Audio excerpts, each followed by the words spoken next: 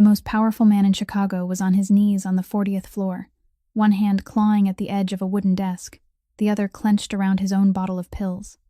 He had swallowed 2, then waited longer. And nothing happened at all.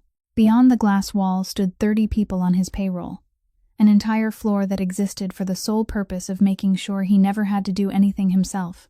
But that afternoon, the elevators were locked to the floor, the security doors had shifted into another mode, and not one of them could get through. The only other person in the room was a woman in the orange jacket of a delivery company, a handheld scanner still in her grip. She had stood at his desk 40 times in 2 years. 40 times he had signed. 40 times he had never once looked up. He did not know her name, but she knew what he was holding. When the pills spilled across the carpet, she looked down and understood immediately that they were not real because every morning, on the narrow counter of her own kitchen, she took a small knife and halved that very same tablet for her 6-year-old daughter. In her shoulder bag was an identical bottle, the real one. 3 pills left, and it was not meant for him. It was meant for a little girl waiting in line for a field trip bus at a school 12 miles away, a child who would need it before that bus pulled out this afternoon. The woman looked at the man on the floor, then down at her own hand, at the bottle she was holding. She had one breath in which to choose. No one in that building knew that a camera would record that single breath, and that days later it would be the only thing standing between her and a prison cell. And no one knew that the man who had switched those pills had been walking through that door every morning longer than the owner of the building himself, or that he was standing in the hallway at that very moment, only a few steps away, with the real bottle sitting quietly in his coat pocket. Before this story begins, I wish you health and peace. Where are you listening from? And has the sky gone dark where you are? Leave us a line. And if this story reaches you, please leave a like, share it with someone you love, and subscribe to walk with us through every story still ahead. That morning began like every other morning in Vaughn Tower, which meant it began with nothing at all. No knock at the door, no hurried footsteps, not a single sound to suggest that anything was about to happen. Emmett Vaughn sat behind the dark wooden desk on the 40th floor, his left hand resting flat on its surface, his right holding a pen whose cap he hadn't removed. In front of him stood a man who hadn't been invited to sit. The man oversaw a harbor on the south side of the city, had worked for the Vaughn family for many years, and during the past 3 months had taken a portion of the cargo that didn't belong to him, then entered it into the records as though nothing had ever left the warehouse. He knew Emmett knew. That was why he couldn't keep his hands still. Emmett didn't ask why. He didn't ask a single question.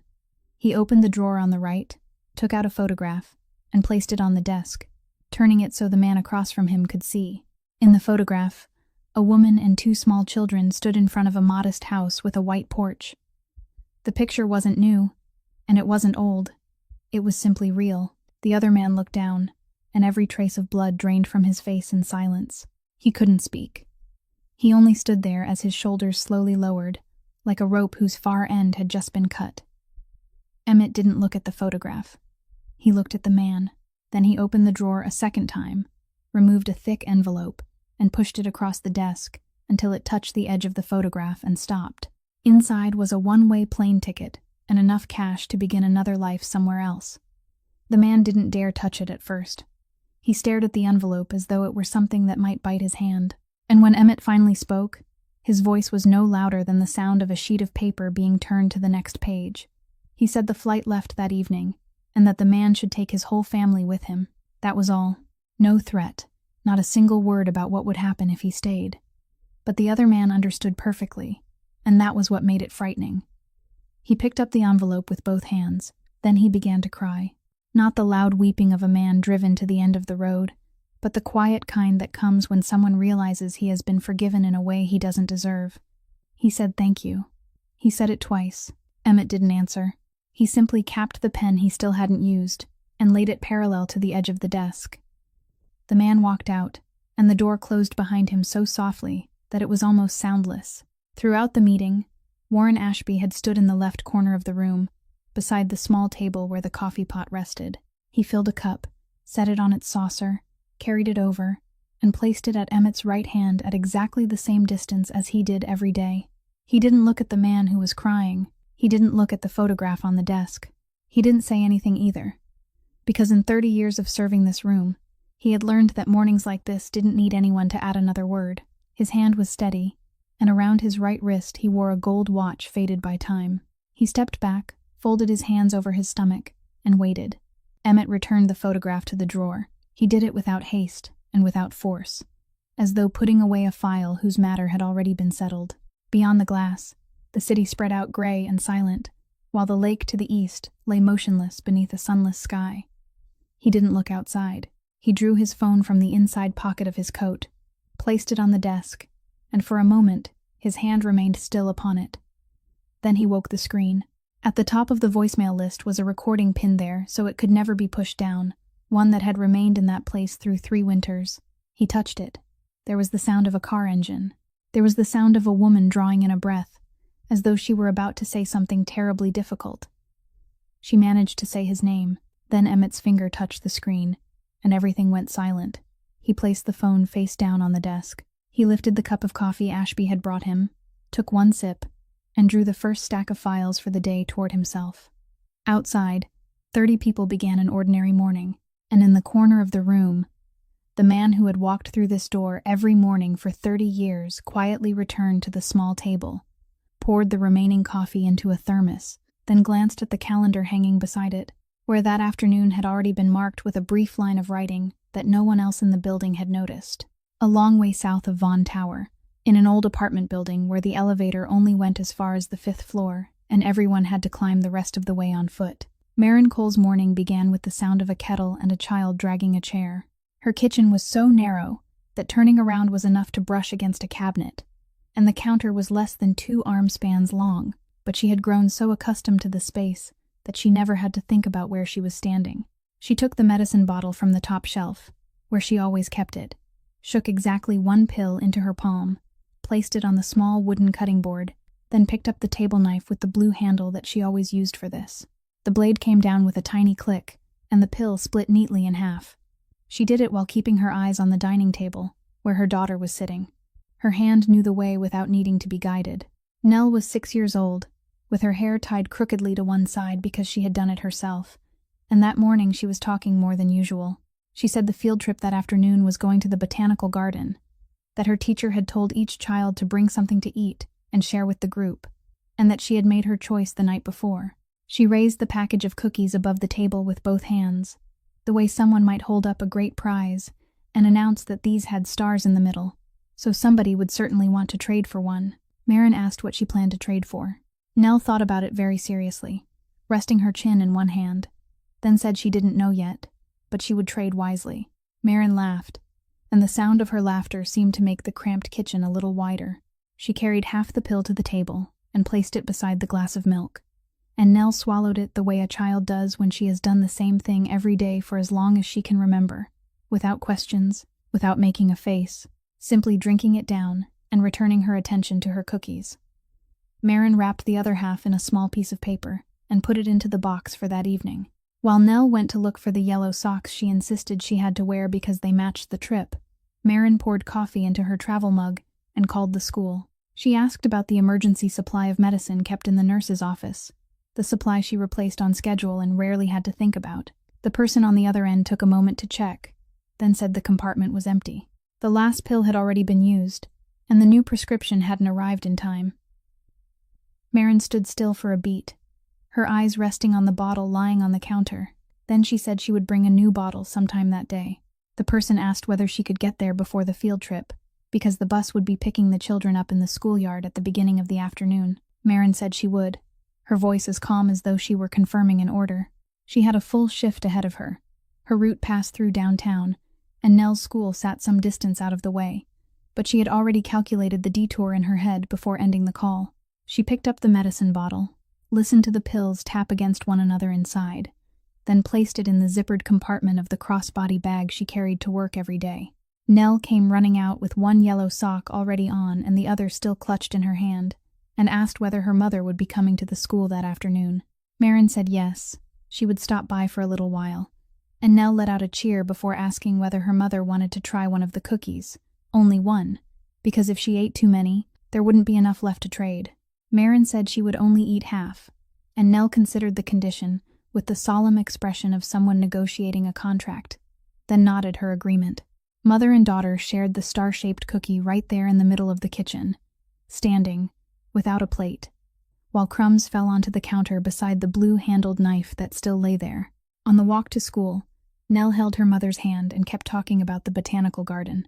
She said she had heard there was a greenhouse so large that it was always warm inside even when the weather outside was cold, and that she planned to remember the names of every plant so she could come home and tell her mother about them. Marin said she very much wanted to hear. At the gate, Nell released her hand, ran a few steps, then turned back to wave, still holding the package of cookies tightly against her chest, as though it were something precious. Marin remained there until the child had disappeared completely behind the classroom door. Then she turned away, checked the zipper on her bag one more time, and walked quickly toward the small delivery truck waiting by the curb, beginning a day she believed would be exactly like every other day. The delivery company's dispatch station occupied a corrugated metal warehouse at the edge of the industrial district, where every morning began with the sound of the rolling doors being raised and the smell of cold cardboard. Marin arrived a little before roll call, as she always did, parked in her usual space, and went straight to the rows of sorting racks. Inside the warehouse, everyone stood in a loose circle around the metal table where the dispatcher read out the route assignments. Every person held a cup of coffee, and every person had heard this routine so many times that no one needed to listen closely anymore. But that morning, the order broke apart halfway through. When the dispatcher reached the northern downtown route, he stopped, looked down at the board, then raised his head and asked whether anyone had seen Doyle. No one answered. He called the name again, tapped his pen twice against the table, then said Doyle had sent a message the night before, saying he wouldn't be coming in. It had been only a few words, and he hadn't answered his phone since. Someone joked that maybe the man had won the lottery. Someone else said Doyle had always disappeared for a day or two, and then returned as though nothing had happened. The dispatcher didn't laugh with them. He crossed out a line on the board, then asked who would take Doyle's route for the day. No one liked that route. It cut straight through downtown during the busiest hours, stopped at buildings where security guards demanded a record of every item, and included several deliveries where a driver might wait a very long time just to obtain one signature. The circle fell silent in the particular way people do when they are waiting for someone else to speak first. Marin raised her hand. She didn't think much about it. Covering another shift paid extra, and although the additional amount wasn't large, it was enough to make her feel a little safer at the end of the month. She had learned long ago that it was the small amounts that kept everything standing. The dispatcher nodded, wrote her name over the line he had just crossed out, then told her to change the route code in the system. She went to the computer at the end of the sorting racks, scanned her employee card, selected Doyle's route from the list, and confirmed it. A brief message appeared on the screen stating that the route code had been transferred to the account currently on duty, the same message that appeared whenever someone covered another driver's shift, and Marin closed it without reading to the end. She had seen those words dozens of times during the past 2 years. They sat there among hundreds of other notifications that no one in that warehouse had ever stopped to think about. Then she went to the loading area, pushed a cart along the racks, and began arranging the packages according to the order of the delivery stops. When she reached the items near the end of the route, the dispatcher called her back and handed her something that had been placed separately in the priority tray. It was a stiff, sealed envelope, neither thick nor heavy, with a label requiring the recipient to sign for it in person. The name printed in bold letters was Emmett Vaughn. The dispatcher said it couldn't be given to the receptionist, couldn't be left at the front desk, couldn't be signed for by anyone else, and had to be delivered before the end of the afternoon. He added that the people at that building were difficult, so if security gave her any trouble, she should call the station. Marin took the envelope, checked the label once more to be certain, then placed it in the uppermost section of the cargo compartment, where she kept the items that needed to be removed last. She had been to Vaughn Tower many times during her 2 years on the job, often enough to remember the way through the lobby, the delivery parking area, and the fact that the service elevator was located in the back on the left and always moved more slowly than the main elevators. She also remembered the room on the 40th floor, the dark wooden desk, and the man seated behind it who always signed his name without looking up. But none of that mattered to her. That morning, only 2 things mattered. She had to finish the route on time, and she had to stop by the school before the field trip bus pulled away. She checked the zippered compartment of her crossbody bag again, heard the medicine bottle tap softly against the inside, then pulled the cargo door shut. Outside the warehouse, the sky was still gray and sunless. Marin climbed into the driver's seat, started the engine, and joined the stream of traffic moving toward downtown. In the route ledger left on the dispatch table, her name appeared on the line where another name had just been crossed out, and no one in the warehouse looked at it again. On the 39th floor of Vaughn Tower, there was a small room with no name on the door, where Warren Ashby kept his desk, and where every document requiring the Chief of Staff's signature passed before it reached anyone else. That morning, after carrying the coffee pot downstairs and washing each cup as he always did, he sat at his desk and pulled the day's operational files toward him. He turned through the pages in their proper order, signed where signatures were required, stamped the date where dates were needed, and gave no page more time than another. When he reached the fourth sheet, he stopped. It was a system incident drill authorization, the sort of paperwork the technical department sent upstairs once every quarter, requesting permission to test the elevator floor lock mode and the switching function of the security doors. He had signed dozens of identical forms during the past 30 years. This time, in the box marked for the scheduled test, the line had already been filled in with the beginning of that afternoon. Ashby read it once, then read it again. He set down his pen, turned the page until it sat square with the edge of the desk, then picked up the pen and signed. His signature was as steady as it had always been, without a single trembling stroke. He placed the page into the outgoing file clip, set the clip in the tray on his right, and remained still for a span of time, long enough for the clock on the wall to give several ticks that no one ordinarily noticed. Then he stood, straightened his collar, and stepped into the hallway. He knew Emmett Vaughn's schedule by heart.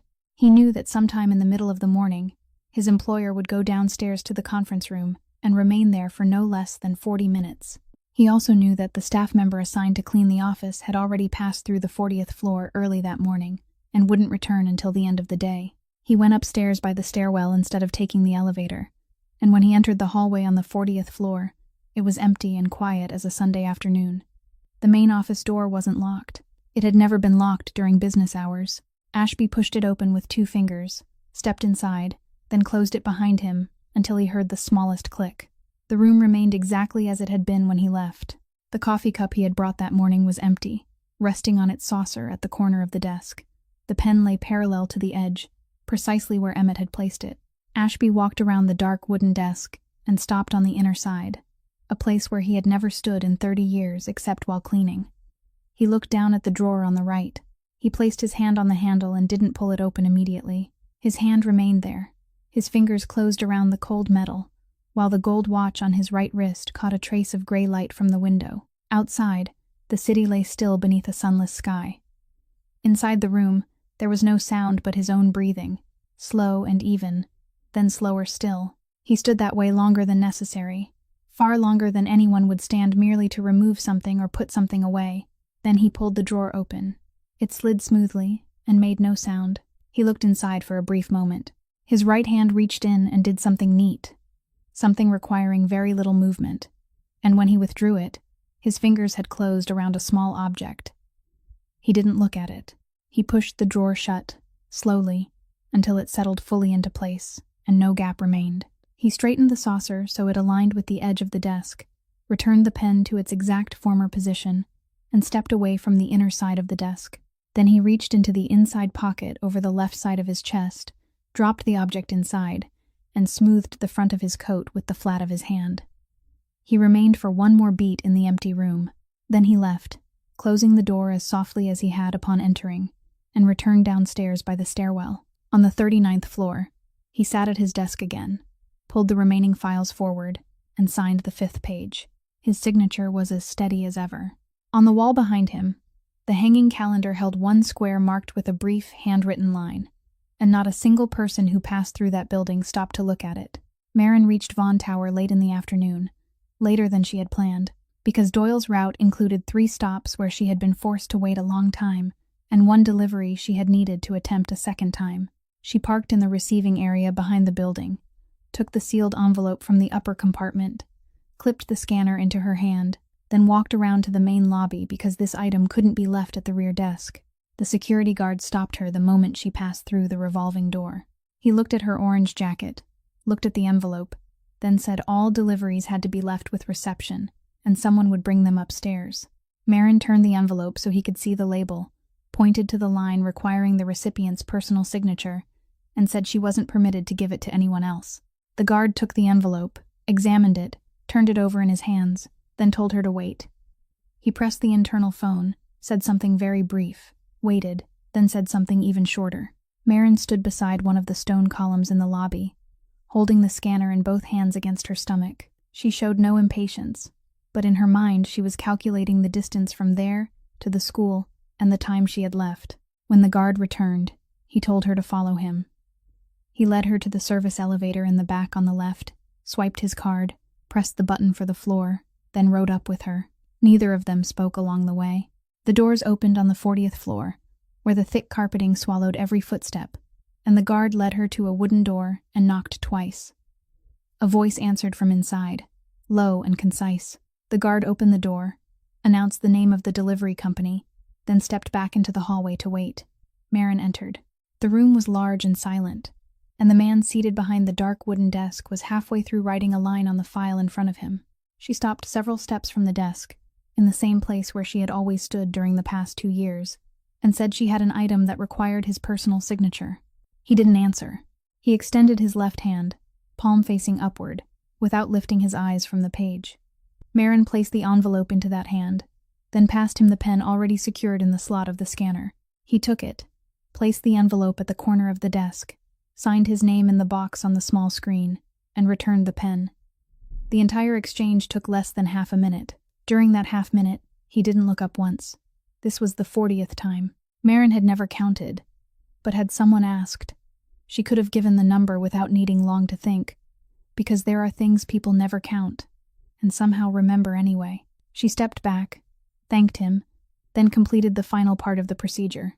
The application required a photograph confirming delivery at the receiving location, so she took out her phone, raised it to chest level, and photographed the corner of the desk where the envelope was resting. She glanced at the screen to make sure the image wasn't blurred, saw that it was clear, then pressed send. A green check mark appeared in the application. She slipped the phone into the pocket of her jacket and turned to leave. The door closed behind her, and the guard escorted her back to the elevator. He swiped his card, pressed the button, and nothing happened. He pressed it again. The floor indicator didn't light up.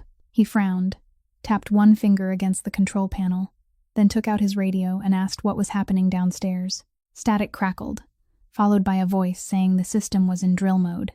The elevators had been locked by floor, and the security doors had switched operating modes. It would only be a little while longer. The guard let out an irritated breath and told Marin that they did this once every quarter, and somehow it always happened at the exact moment someone needed to leave. Marin nodded. She looked through the window at the end of the hallway, where the city had begun to settle into the dull light of late afternoon, and in her mind the route to the school was calculated all over again. The guard told her to wait there while he went down the stairs and found out exactly what was going on. He disappeared toward the end of the hallway, the emergency exit door closing behind him, and Marin was left alone on the 40th floor, holding the scanner in one hand, her eyes still fixed on the motionless elevator doors.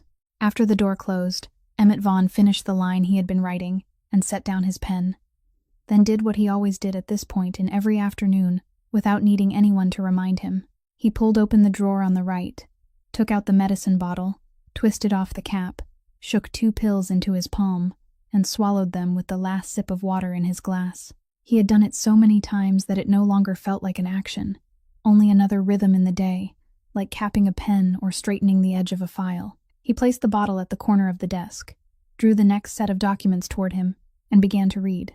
He waited. He wasn't conscious of waiting, because in 20 years, it had never made him wait. It had simply arrived, quietly, and everything had continued. But this time, it didn't come. He turned to the second page and realized he had read the same 3 lines all at once without understanding any of them. There was a faint sensation at the back of his neck, like a door somewhere in the building had just opened in a place he couldn't see. He turned back to the previous page, began again from the top, and this time, the words remained still on the paper, but refused to join together into meaning. He lifted his eyes toward the window. The city was still there, gray and mute. He placed one hand on the desk and noticed that his palm was damp, and that seemed strange to him because the room wasn't warm at all. He reached for the medicine bottle, opened it, shook out 2 more pills, and looked at them lying in his palm. They were white and round, exactly as they had always been. He swallowed them. He sat upright, both hands resting flat on the desk, and continued to wait. There was something deeply strange about sitting still and waiting for his own body to answer him. All his life, he had been accustomed to everything answering. People answered when he called. Doors opened when he arrived. Numbers changed direction when he wanted them to. Yet now he sat there, on the highest floor money could buy, and the one thing he needed refused to come. Then it began to drain away. Not painfully, not violently, but simply draining away. The weight in his arms disappeared first, and he knew they were still resting on the desk only because his eyes could see them there. He tried to push his chair backward, and the chair moved, but when he rose, the floor seemed to tilt slightly beneath him, just enough that he had to brace one hand against the edge of the wooden desk. He remained that way, bent forward, listening to the sound of his own breathing, far too loud for the room. He reached toward the internal phone. He could see it clearly, less than an arm's length away, with the gray button that would connect him directly to the secretary's desk. His hand stretched toward it and slipped from the edge of the desk. The medicine bottle rolled onto the carpet, and the white pills spilled out, scattering in several directions. He dropped to his knees. In that moment, a perfectly lucid thought passed through his mind, so lucid it was almost absurd, that beyond the glass doors was an entire floor filled with people whose salaries he paid, and he couldn't make a single one of them hear him. He had built precisely this kind of silence. He had paid for it year after year. Then the light in the room began to contract from the edges toward the center, like a frame narrowing around him. Sound went first, receding into the distance before disappearing completely, leaving only a low hum somewhere behind his ears. He heard footsteps on the carpet. He couldn't tell which direction they were coming from. Someone knelt beside him, very close, and he caught the smell of cold cardboard and the outdoor air still clinging to the fabric of a coat. He tried to open his eyes. In the last small space of light that remained, he saw a hand reaching toward him, a woman's hand, wearing no ring, the nails cut short, with a thin callus at the base of the index finger. That hand was holding something. He couldn't see what it was. He didn't know whose hand it belonged to. Then the frame closed completely, and everything went black. The last thing to reach him wasn't an image but a sound, the wooden door flying open and striking the wall, followed by the thunder of many footsteps pouring into the room at once. The security room in Vaughn Tower was located on the first basement level, without a single window, and the light inside was the kind of steady white light that made it impossible to tell day from night. Maren Cole sat on one side of the long table, both hands resting on its surface, her orange jacket still on, because no one had told her to take it off. Across from her sat Hollis Grant, the head of security, a man with the calm manner of someone who had spent too much of his life watching screens and had learned not to believe anything that didn't appear on one of them. He didn't shout, didn't threaten her, and didn't pace around the table. He simply placed 3 things in front of her, one after another, the way a man might lay down cards. The first was a clear plastic evidence bag with a label attached, and inside it was her medicine bottle, the bottle she had taken from the zippered compartment of her crossbody bag. He said it had been found on the carpet, less than an arm's length from the man lying on the floor, with the cap open and fewer pills inside than there should have been. The second was a printed record of the door scans on the 40th floor that afternoon. He turned the page toward her and pointed to a single highlighted line. During that entire span of time, the main office door had been opened from the outside exactly once, and she had been the one who opened it. No one had entered before her.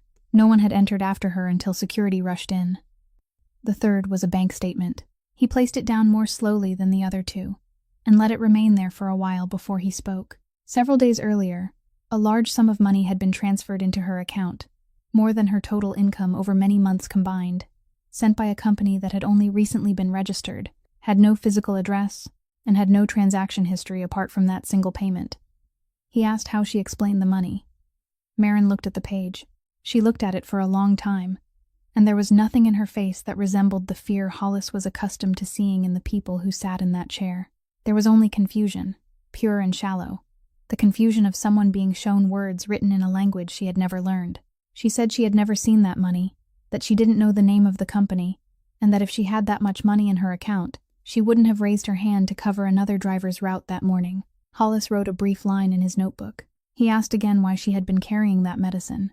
She said she always carried it. He asked why she had given it to a man she didn't know. She remained silent for a moment, then said he had needed it. Hollis waited for her to say more. She didn't. She didn't tell him about the knife on the kitchen counter, didn't tell him about the half pill wrapped in a small piece of paper, and didn't say a single word about recognizing that the pill on the carpet wasn't real medicine. She had learned very early that once people had decided to see you in a certain way, the more you said, the more it sounded as though you were inventing something. So she said only one thing, and she repeated it 3 times during the next half hour, in the same voice, neither louder nor more unsteady. She asked to make one call to her daughter's school. The first time, Hollis said it wasn't the right moment. The second time, he said all outside communication was being held until further instructions. The third time, she made it clear that she wasn't asking to call a lawyer, wasn't asking to call a family member, and only wanted to call the nurse's office at a school, a call that would take less than a minute. Hollis looked at her, and for one very brief moment, something passed through his eyes. Then he said no. He closed the notebook, stood, motioned to the person waiting by the door, and stepped into the hallway. Marin didn't rise after him. She didn't strike the table, didn't cry, and didn't call out for him to come back. She remained seated beneath that white light that gave no sign of day or night, both hands still resting on the table, staring at the wall in front of her as though, if she looked at it long enough, the wall itself might tell her what time it was now. 3 floors above, in a room prepared for him in the building's private medical unit, Emmett Vaughn opened his eyes. The ceiling was white. A machine counted out a steady rhythm beside his left ear. Someone was speaking quietly in the corner of the room. He lay still for a while, gathering together the pieces of what had just happened to him, and the first thing to return wasn't fear, but anger. He didn't ask how long he had been lying there. He didn't ask who had brought him down. He didn't ask what remained of his body.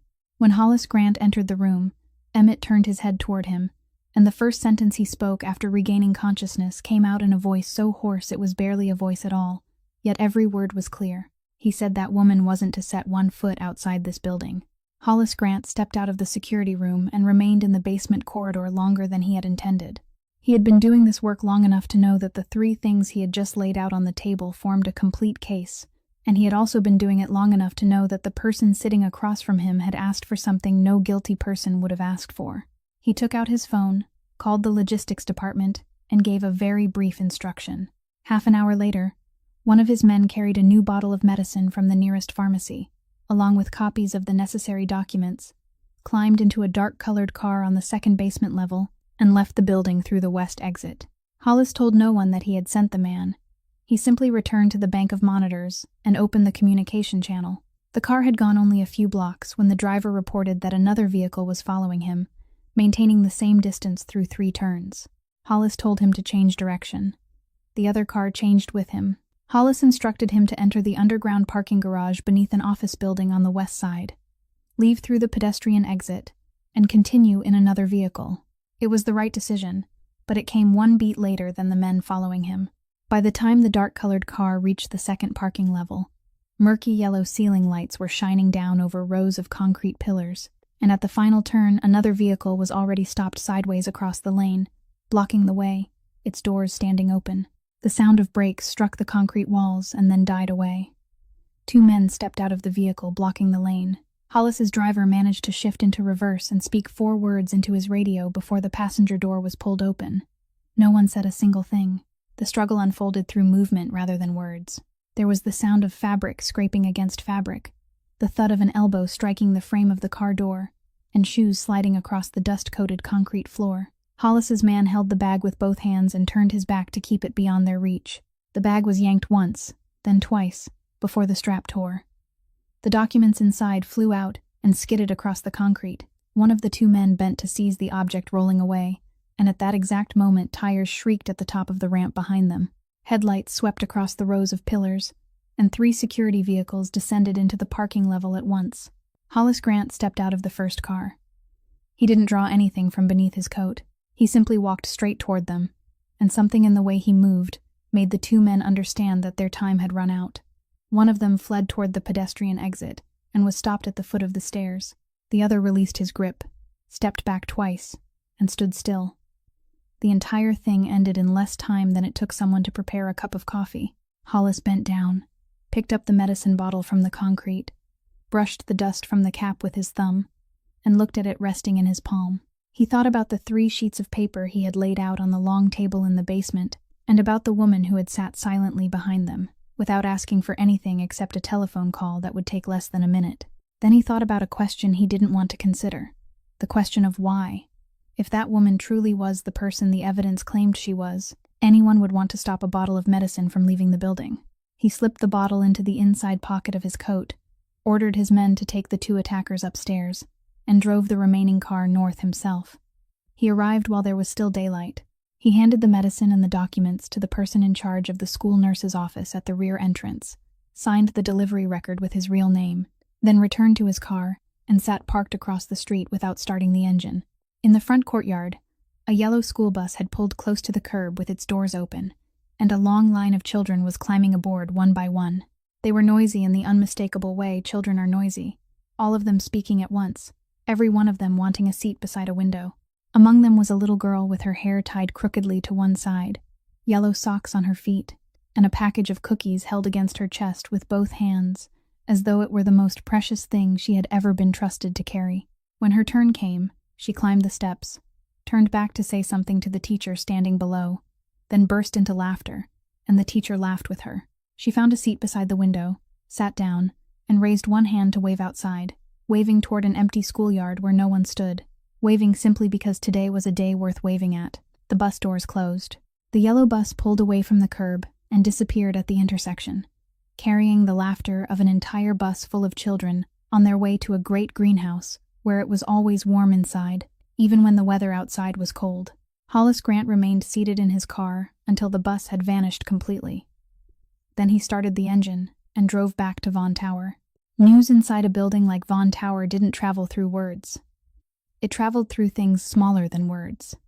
A meeting rescheduled without explanation. An internal ambulance parked at the rear entrance instead of the front. A door on the 40th floor locked from the outside, something that had never happened during business hours. By the time darkness had fully settled, the entire building knew, though no one had spoken it aloud in a complete sentence, and that was precisely when Sutton Vaughn summoned everyone to the main conference room on the 38th floor. He arrived before the others, and was already seated at the head of the table when the first people entered, occupying the chair that, for all those years, had belonged to only one man. No one said anything about it.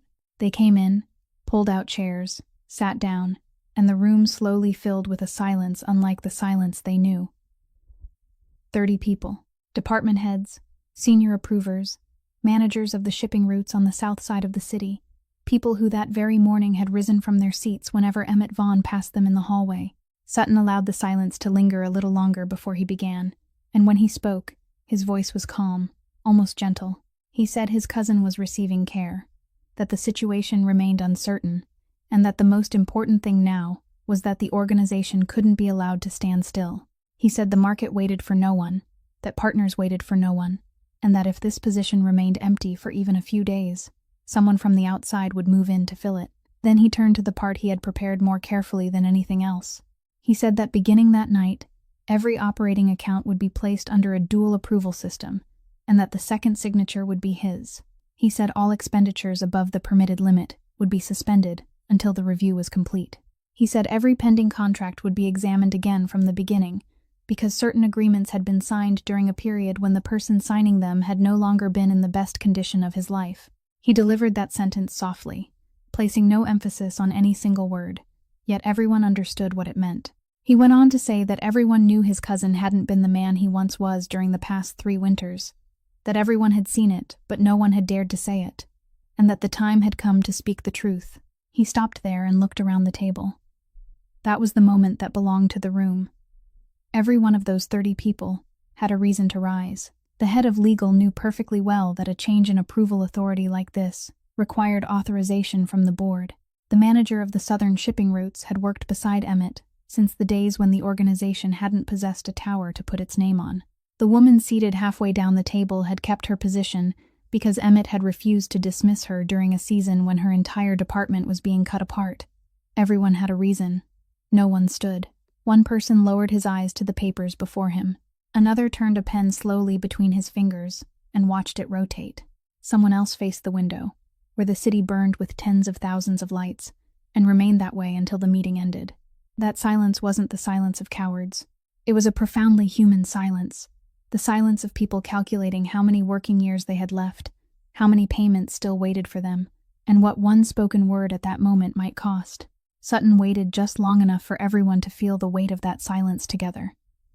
Then he nodded as though he had received their agreement and said he appreciated their understanding. The meeting ended in less than half an hour. People rose, closed their notebooks, and left, and no one stopped in the hallway to speak to anyone else, because by then even speaking together had become something that might be seen. That night, Vaughn Tower's internal system recorded a series of access changes made one after another within a very brief span of time. Every one of them was valid. Everyone bore a signature, and everyone followed proper procedure. And on the 39th floor, inside the small room with no name on its door, Warren Ashby sat at his desk beneath the light of a single lamp, both hands resting on the wooden surface, and didn't sign another sheet of paper until morning. Emmett Vaughn didn't sleep that night. He told the attendant to remove every line connected to his arm, and when they said it wasn't advisable yet, he only looked at them, and they removed them. He could walk on his own, slowly, with one hand moving along the hallway wall for support, and he went down to the security room on the first basement level in the internal elevator at an hour when only the night staff remained in the building. Hollis Grant rose when he saw him. Emmett asked no questions. He only said he wanted to review the footage from his office, and that he wanted to watch it alone. Hollis opened the folder, moved the timeline to the exact section that needed to be seen, placed the mouse on the desk, then stepped out and closed the door behind him. Emmett sat before the bank of monitors. He had occupied that chair several times in his life, but never to watch himself. On the screen, his office appeared from the upper left corner, tinted in shades of gray and without sound. He watched himself sitting behind the dark wooden desk, bent over the page. He watched himself open the drawer. He watched himself rise and fail to remain standing, saw himself brace one hand against the edge of the desk, saw the bottle roll from the desktop and the white dots scatter across the carpet, saw himself drop to his knees and then fall sideways. He watched the entire sequence without pausing once. And as he watched, he felt nothing, or at least none of what he had expected to feel. Then the office door opened on the screen, and a figure in a bright-colored jacket entered. Emmett moved the timeline back slightly and switched the footage to slow motion. He watched the woman run toward him, kneel at his side, and lower her face close to his. He watched her lift her head and call toward the door twice, then stop calling. He watched her pick up one of the white dots from the carpet, hold it close to her eyes, and turn it between two fingers. She held it that way longer than he had expected. Then she put it down, opened the zipper of her crossbody bag, and took out a bottle. Emmett reduced the speed to its slowest setting. From that point on, everything unfolded so slowly that even the smallest movement became clear. The woman opened the bottle. She poured its contents into her palm, and Emmett saw 3 pills resting there, no more than 3. She looked at them. Then she did something he had to replay 3 times before he understood it. She reached her other hand into the pocket of her jacket, took out her phone, and pressed the button that lit the screen. She didn't unlock it. She didn't call anyone. She only looked at the lock screen, and from the high camera angle, Emmett could see the wallpaper clearly enough for that brief moment, a photograph of a child laughing in the sunlight. She looked at it, then she placed the phone face down on the carpet. Then she turned back toward him. Emmett stopped the footage at that exact moment. He sat motionless before the frozen screen, both hands resting on the desk, and in that windowless room, the only sound was the low hum of the machine still running. He rewound it. He watched that same section again, then once more. The bottle. 3 pills. The screen lighting up. The photograph. Then the hand reaching forward. He had lived for 40 years in a world where everything had a price, and every action had a reason behind it, and he had become very skilled at finding that reason. He asked the questions the way he had always asked them. If this woman had been paid to kill him, then what was she doing here? If she had been paid to stage a rescue, then why stage it with something of her own, with a bottle holding only 3 pills, with that look at the photograph before making her decision? No one paid someone to perform a look like that. No one could perform a look like that. And the final question was the one he couldn't push aside, the one that returned every time he tried to rise from the chair. If she had wanted him dead, then why had she given him the thing she carried to keep her own child alive? Emmett remained there for a very long time. On the screen, The image was still frozen at the moment when the ringless hand reached forward. He had seen that hand once before, from the floor, in the last small space of light that remained. Now he was seeing it a second time, from above, clearly and beyond denial. He stood, turned off the screen, and walked to the door. In the hallway, he said only one sentence to Hollis Grant, that he wanted to go down to the woman now, and that no one was to come with him.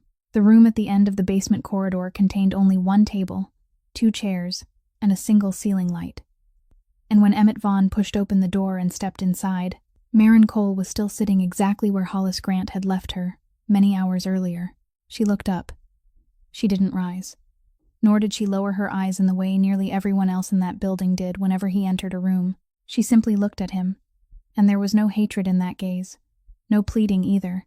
Only the flat exhaustion of someone who had been sitting too long in a place she wasn't permitted to leave. Emmett closed the door behind him. He walked to the chair across from her and sat down, more slowly than he wanted, keeping one hand on the edge of the table to steady himself. For a while, neither of them spoke. Then he said he had watched the recording. Maren didn't answer. He continued, saying he wanted to hear her explain why she had done it. She remained silent for another moment, then answered him with a question of her own. She asked whether he knew how many times she had stood in front of his desk. Emmett didn't understand where the question was leading. He said he didn't know. She gave him the number. 40. She said that over the course of 2 years, she had stood exactly 3 steps from where he sat, 40 times. And all 40 times he had reached out to take the pen from her hand without once lifting his head. She didn't say it accusingly. She said it as though she were reading a line from a delivery log. Then she said the last part, that everyone in that building knew who he was, while he had never known her name, and now he was sitting there asking why she had saved him. Emmett Vaughn had sat across from many people in his life.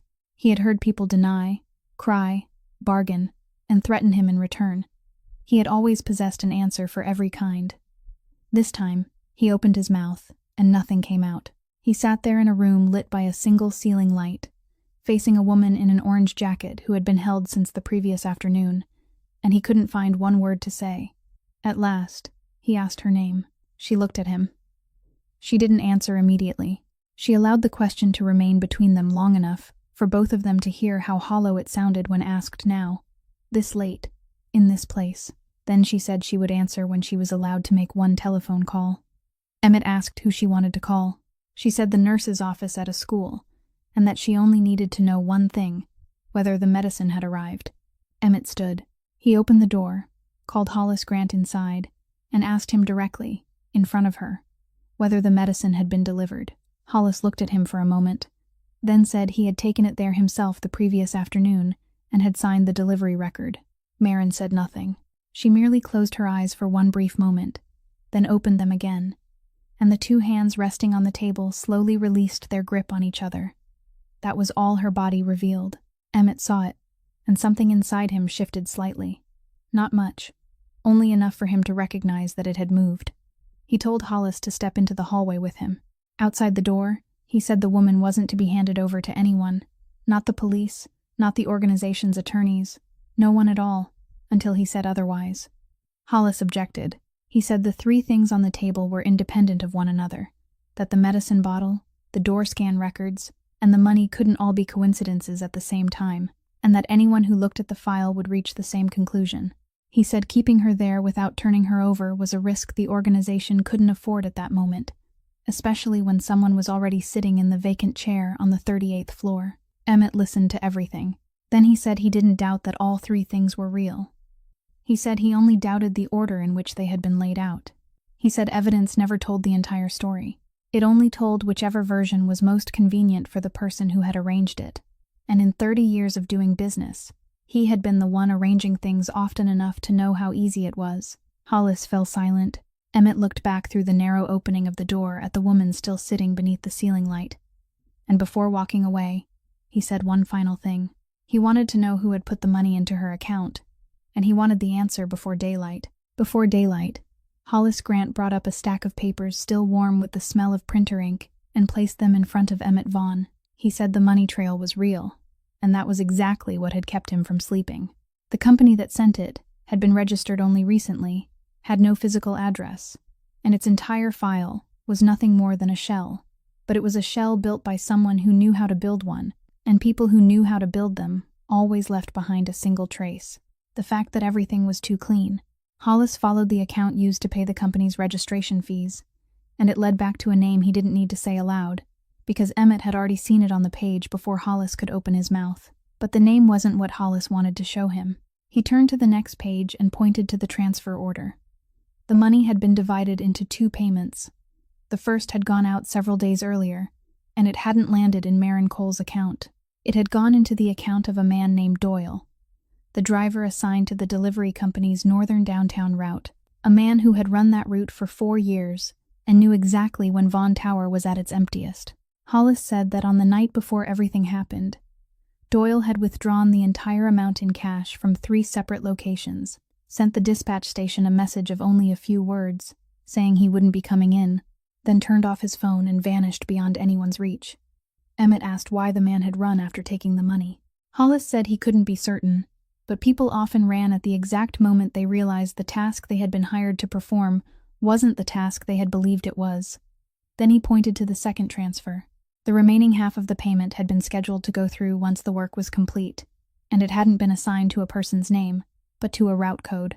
Hollis explained that the delivery company used an internal system in which every payment connected to a route was attached to the employee code of whoever was actively running that route on a given day, rather than to a fixed account, because drivers covered one another's shifts constantly, and if the payments were tied to names, the delivery fees would end up everywhere they didn't belong. Whoever had constructed this money trail knew that. He didn't need to know who would be driving the route that day. He only needed to know that someone would. Emmett sat before the paper for a very long time. Then he asked Hollis who had taken Doyle's route that morning. Hollis said that at the dispatch station, when no one else wanted it, exactly 1 person had raised her hand.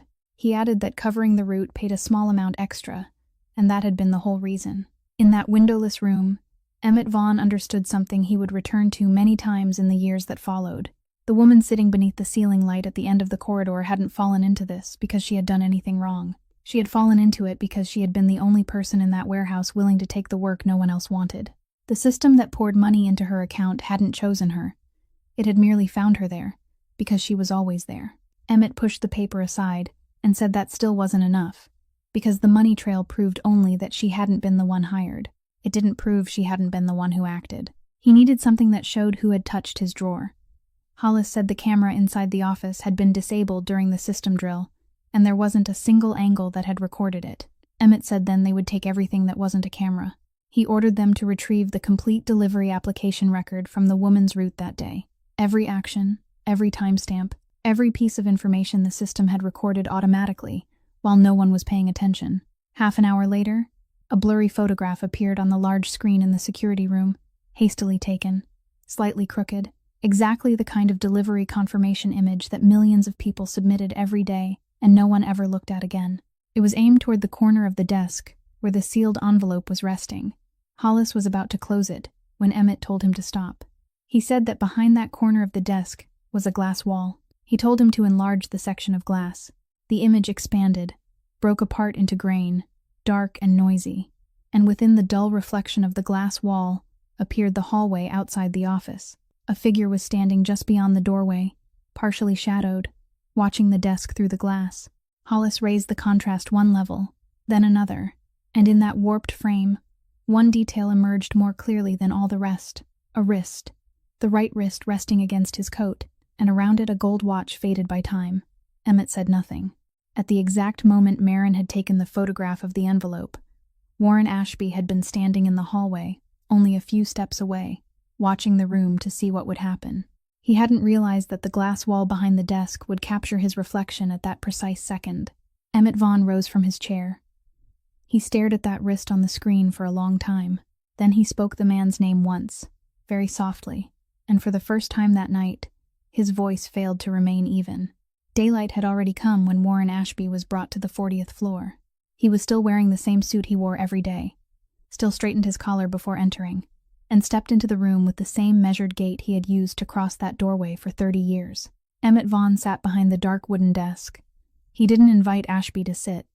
He didn't ask a single question. He only looked at him. It wasn't an angry look, nor was it cold in the way people might have imagined. It simply didn't move away. It remained there, resting on the face of the man standing before the desk, demanding nothing at all. Ashby endured that gaze for a while. He stood upright, both arms hanging at his sides, his eyes fixed on some point along the wall behind Emmett. Then his shoulders began to sink, very slowly, little by little, as though something inside him were gradually growing too tired to remain standing. When he opened his mouth, the sound that came out didn't resemble his own voice. He said he knew what his employer had seen. Emmett didn't answer. Ashby reached into the inside pocket over the left side of his chest. He did it slowly, and when he withdrew his hand, there was a bottle resting in his palm. He placed it on the dark wooden desk, pushed it gently forward, then pulled his hand away. The bottle lay there, intact and unopened, and there wasn't a sound in the room. Ashby said it had remained in his coat pocket throughout that entire afternoon. He said he hadn't kept it for his own protection, nor because he had forgotten to throw it away. He had kept it because even then, he still hadn't known what he was going to do. Then he spoke aloud the thing he had told no one during the whole of the previous night in the room on the 39th floor. He said that all afternoon, he had stood in the hallway not to keep watch, and not to listen for what might happen. He had stood there waiting to see whether he could bring himself to open the door.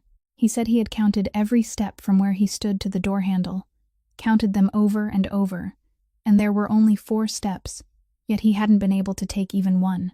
He said he had remained there until he heard someone running across the carpet, and then he knew another person had gone inside, and the first thought that passed through his mind wasn't fear. It was relief, because someone else had made the decision for him. Emmett still said nothing. Ashby looked down at the bottle on the desk. He said he had heard everything that happened in the basement, heard about the 3 sheets of paper, heard about the woman in the orange jacket. He said he knew what she had carried in her bag, knew how many pills remained in that bottle, knew who they were meant for. Then he spoke the sentence Emmett would hear again in his mind many times afterward. He said she had only 1 bottle, and she had given it away. He said he had only 1 bottle too, and he had kept it in his coat pocket. He said that was the entire difference between 2 human beings, and that 30 years spent standing in this room had failed to teach him what that woman had known without anyone ever needing to teach her. Ashby stopped. His hands began to tremble, and he clasped them together in front of his stomach in the exact posture he always used while waiting for his employer's instructions. Then he said it hadn't been the first time. Emmett lifted his eyes. Ashby said that during that winter, he had stood the same way one night in another place, outside, not far from a car. He said that night he had counted the steps too, had remained still, had waited to see whether he could make himself move, and once again, he hadn't. He said afterward he had done the things he was told to do, had done them neatly, and the following morning he had returned to this building, made coffee, carried it to the 40th floor, and placed it beside his employer's right hand at exactly the same distance as every other day. He said he had done that every morning for 3 winters. Something broke very quietly inside that room, and it made no sound at all. Emmett Vaughn remained still. He didn't ask anything more about that night. He couldn't ask yet. A thought was rising inside him, and he was using every bit of strength he had left to hold it down, because if he allowed it to surface now, he wouldn't be able to remain seated. He asked only one question, and his voice was very low. He asked who. Ashby closed his eyes. He stood that way for a while, and when he opened them again, tears were running down both sides of his face, moving silently, without a single sob. He said the man had come to him before that winter. He said the man had told him the organization was drifting toward an abyss, that his employer was no longer the man in command, and that someone would have to seize the wheel before everything went over the edge. Then Ashby spoke the name. He said it clearly and slowly, 1 word at a time, like a man finally setting down something he had carried on his back for far too long. He said the man was Sutton Vaughn. The name he had just spoken still seemed to hang in the room when Emmett asked the next question, and he asked it in the voice of a man who already knew the answer, but still needed to hear it with his own ears. He asked Ashby what he had cleaned up that winter night, around that car. Ashby didn't answer at once. He looked down at his hands. Then he said Marlowe had found the money trail. He said she had done it alone, quietly, over many months, following small expenditures no one had bothered to examine, until she had traced them all the way back to the name behind them. He said she had come to him first and asked him several questions, and that he had answered in ways that made her believe he was on her side. He said that was the worst thing he had ever done, worse than everything that came afterward, because it had made her believe she still had time. He said that night she had driven out to find her brother, and on the way, she had called. She called 3 times. No one answered any of them. Emmett sat perfectly still. Ashby said what happened after that hadn't been an accident, although everything in the file said it had been, and everything in the file said so because someone had arrived first and made it say so. He said he had been the one who arrived. He gave no further description. He only said that he had stood outside that night, not far from the car, counting his steps, and he hadn't moved. Then he had done the things he was told to do. He said that when morning came, he went home, changed his clothes, and came to this building to make coffee as though it were any other morning. Emmett Vaughn rose from his chair. He said nothing to Ashby. He didn't call anyone into the room.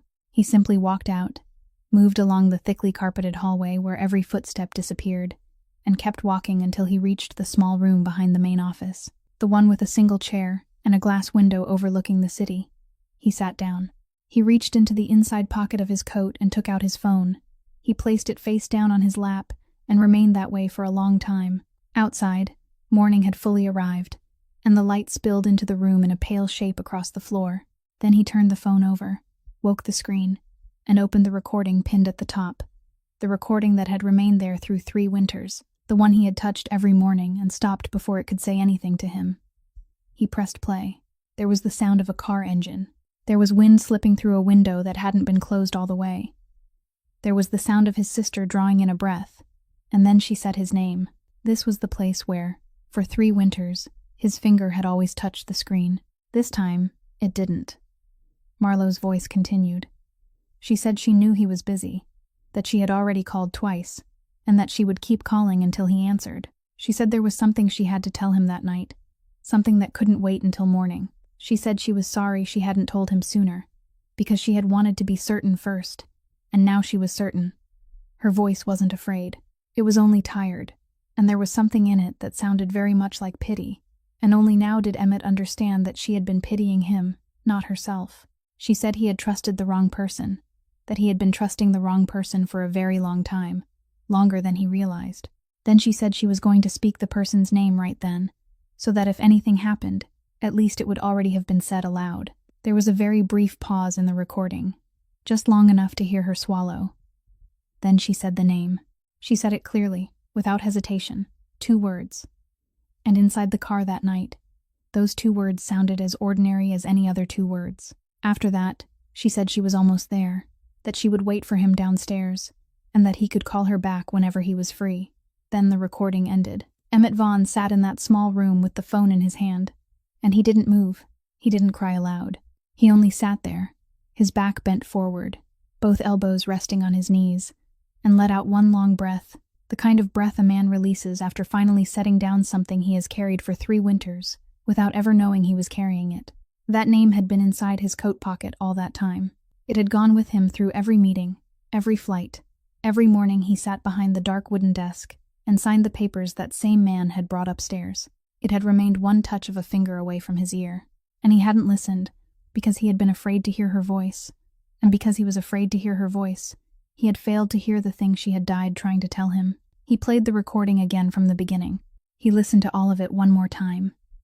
Then he stood, wiped his face with the palm of his hand, slipped the phone back into the inside pocket of his coat, and walked toward the door. Emmett Vaughn went down to the security room and told Hollis Grant that he needed one final thing. He wanted to know who had placed that system drill on the schedule. Hollis opened the system log and traced it backward. The registration form carried Warren Ashby's approval signature, which was nothing unusual, because every operational document passed across his desk. But approving a form and holding the authority to schedule it were 2 different things. Entering a specific time window into the system, locking the elevator floors, and changing the operating mode of the security doors required an access level that neither the chief of staff nor the vice president possessed. Hollis typed several more lines, then his hand stopped. He said nothing. Emmett looked at the screen. On the line identifying the person who had performed the scheduling action was the access code belonging to the head of security. There were only 2 men in the room, and the other one was standing less than an arm's length away. Emmett turned very slowly. He didn't say a word. Hollis Grant looked back at him, and there was no panic in his expression, only the exhaustion of a man who had finally heard something very heavy strike the ground. Then he said he had waited 3 winters for this moment, and that he hadn't known how it would come, but he had always known that it would. He opened the desk drawer, removed a small hard drive, and placed it in front of Emmett.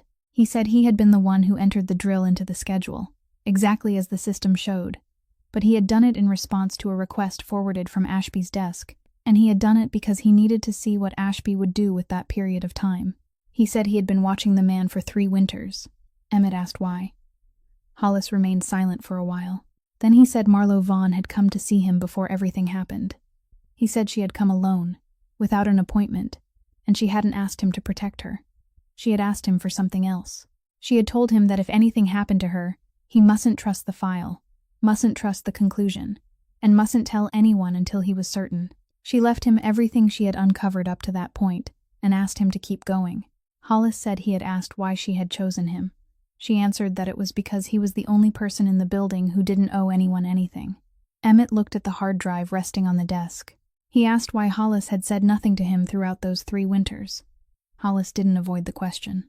He said plainly that he hadn't been certain Emmett wasn't involved. He said he had considered that possibility very seriously, because she had died on the exact night she called her brother 3 times, and no one answered, and because in his profession, the person who failed to answer on a night like that was the first person who had to be examined. He said it had taken him a very long time to rule out that possibility, and by the time he did, he understood that speaking before he had enough evidence would only get both of them killed. So he waited. He recorded everything.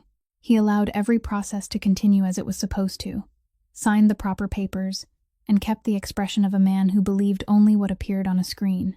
Emmett asked about the car in the underground parking garage. Hollis took out his phone, opened a message, and placed it on the desk.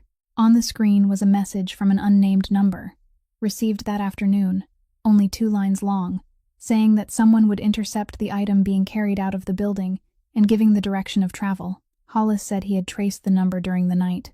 It had been registered with old documents, had never been used for anything else, and had sent exactly 1 message during its entire existence. He spoke the name of the person who had sent it. Emmett showed no surprise. He only thought of the man sitting on the 40th floor with both hands clasped in front of his stomach, the man who had stood outside a door and counted 4 steps he couldn't bring himself to take, and he understood that some people lacked the courage to do the right thing at the decisive moment, yet still possessed enough of something to do it at the second moment, when it was already too late to redeem themselves, but not yet too late to save something else. He picked up the hard drive. He asked Hollis whether there was enough on it. Hollis said it contained everything except a confession, and that in a courtroom, a confession was the one thing no one could argue against. Emmett Vaughn placed the hard drive inside his coat, beside his phone, and said that in that case, they would go and get one. Throughout that entire day, Vaughn Tower heard exactly what Emmett wanted it to hear. People said the boss had grown weaker during the night.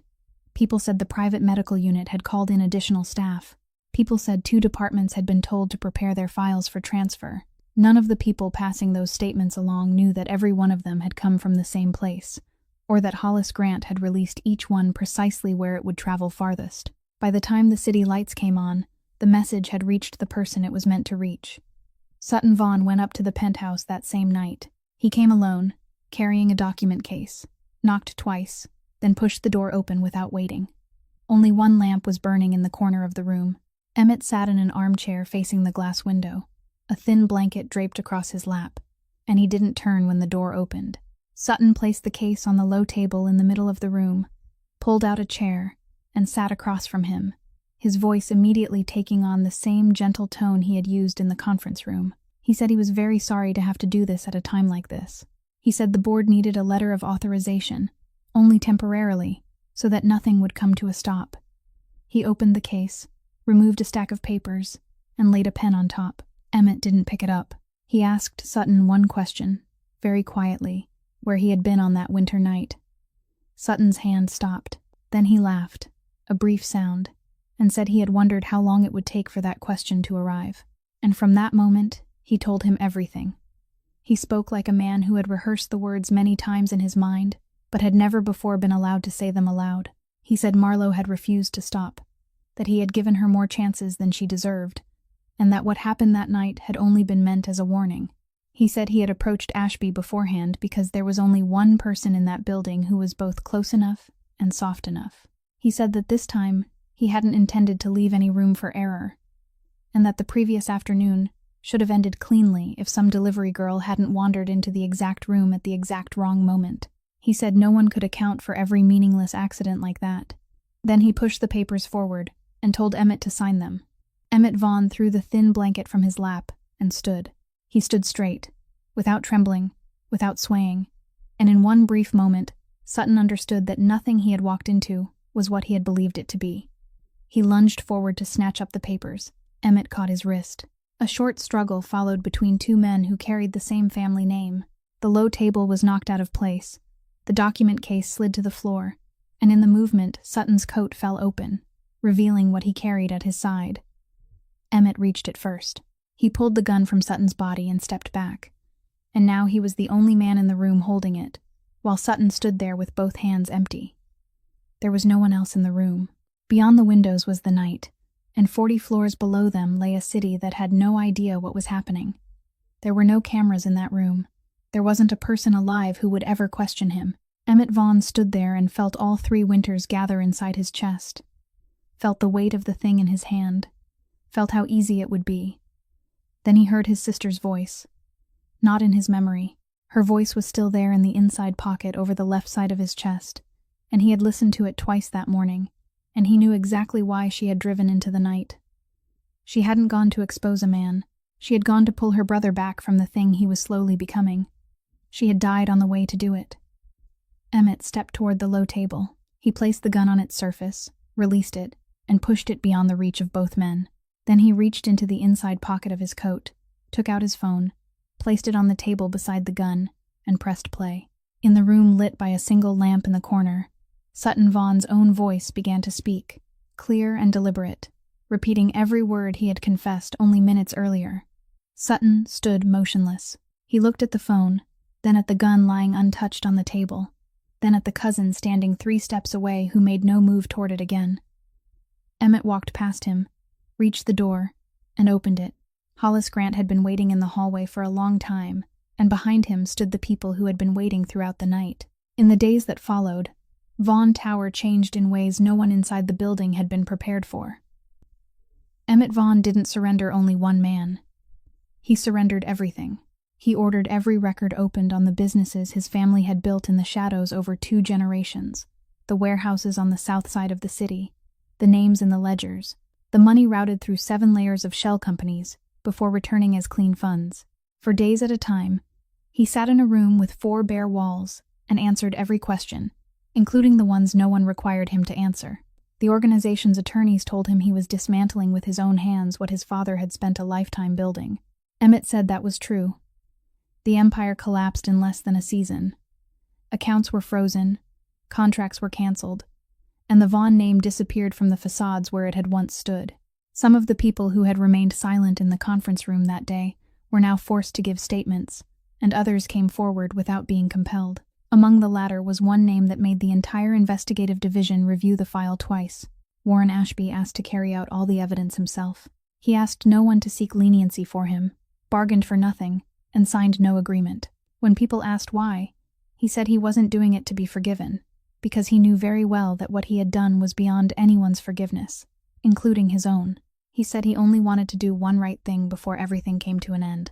On the day he left the building for the final time, he stopped on the 39th floor, washed every cup in the small room with no name on its door, turned them upside down on the tray to dry, and only then walked away. No one came to see him off. As for Maren Cole, she left Vaughn Tower on the morning after the night in the penthouse. No one read her a formal apology. There were no papers and no procedures. Hollis Grant drove her home himself, and throughout the entire journey, he said only one thing, that he should have allowed her to make that call. She told him he had delivered the medicine, and to her, that mattered more than the call. Nearly 2 weeks passed before Emmett Vaughn came to find her. He came alone, without a driver and without anyone accompanying him, and waited outside the delivery company's dispatch station until Maren had finished her final route of the day. She saw him from a distance and showed no surprise. She walked over, stopped several steps away, still wearing the same orange jacket, and waited for him to speak. Emmett said he had come to apologize. He said he had looked at 3 sheets of paper on a table and believed them, that he had ordered her held before he had ever once looked at her face, and that while he kept her sitting in the basement, she had asked him for only one thing, and he had denied it. He offered no further explanation. He didn't tell her what he had done afterward, didn't mention any names, and didn't say a word about the price he had just paid. Then he reached into the inside pocket of his coat, took out a sheet of paper folded in half, and held it out to her. It was a check. The amount written on it was greater than everything Maren Cole would earn during the rest of her life combined. She opened it, looked at it, and kept looking for quite a while. Then she folded it again along the original crease and handed it back to him. Emmett didn't take it. He asked why. She said that if she accepted that piece of paper, then everything would become a transaction, and a transaction had a price, and that price would be her agreement that what she had done in that room could be reduced to a number. She said she didn't agree with that.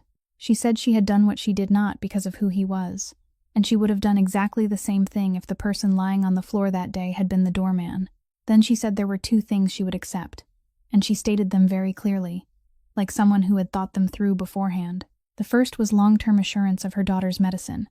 Not once, not for 1 year, but for as long as it was needed, written into proper legal documents, so that even if he disappeared, it would still remain. The second was a job, but it had to be work she could do on her own ability, with set hours, a salary, a supervisor who managed her the same way as anyone else, and no one at the workplace was to know why she had been brought there. She said she didn't want to be pitied. She wanted to be hired. Emmett nodded. He said he would do both. Then he remained there for a while and asked her one final question, whether she believed there might ever come a day when she could forgive him. Maren Cole looked at him. She didn't say yes. She didn't say no either. She only said she would think about it, then put the strap of her bag back over her shoulder and walked toward her vehicle. A few days later, while clearing out what remained in his old office, Emmett Vaughn opened a filing cabinet drawer he had never opened before. Inside was the paperwork for a support fund established in his sister's name. A small fund created for families with young children who needed to take medication regularly for many years, the kind of medicine insurance companies often refused to cover, and pharmacies frequently ran out of. Marlowe had established it before that winter. After she died, no one mentioned it again. Yet every year it was placed on his desk among hundreds of other expenses. And every year he approved it with his signature without once turning to the next page. This time, he turned it. The following page contained a list of the families receiving support from the fund, arranged in alphabetical order, with the child's name in the left column and the year the assistance began in the right. Emmett read from the top to the bottom. He read slowly, searching for nothing, and then he stopped at a line near the bottom of the page, the name of a little girl, the last name Cole. Beside it was a number showing that the family had been receiving help from the fund for 4 years. He sat for a very long time with the file open across his lap. For 3 winters, he had lived with the belief that he had failed to save anyone, that he had sat inside a building filled with people and still hadn't been able to protect the one person worth protecting. And yet, throughout all that time, once every year, with a stroke of a pen he placed on a page he never bothered to read, he had still been helping to ensure that a child on the south side of the city had enough medicine to take every day. That child grew older. Her mother went to work every morning, and on the afternoon when he fell to his knees on his own carpet, it was the medicine in that mother's bag that kept him alive.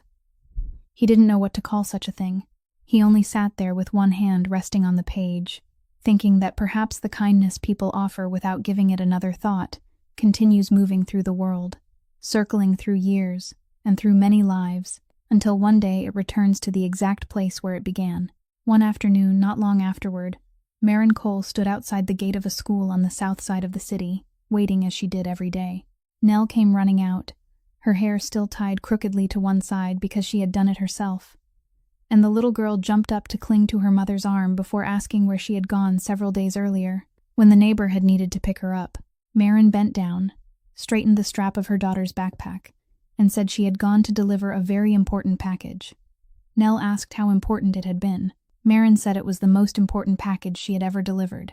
The child nodded solemnly as though she understood, then immediately moved on to something else, explaining that during the field trip, there had been a plant inside the greenhouse, with leaves as large as an umbrella, and that she had traded her package of star-shaped cookies for an apple-filled pastry, and believed she had traded very wisely. Marin laughed. Mother and daughter walked along the sidewalk hand in hand, and the little girl knew nothing about what had happened, would never know anything about it, and that was exactly what her mother wanted. Across the street, Emmett Vaughn stood alone. There was no car waiting for him and no one accompanying him. He was simply a man standing on a sidewalk among other people. Marin saw him. She told her daughter to wait for her for a moment, then crossed the street. He said nothing about the fund, nothing about the name he had found on the list, and he never would. He only asked her one question, whether she would send him away if he came back there from time to time. Marin Cole looked at him for a while. Then she said she wouldn't. That was all she said. She promised nothing more, and she turned back toward her daughter, who was still waiting for her.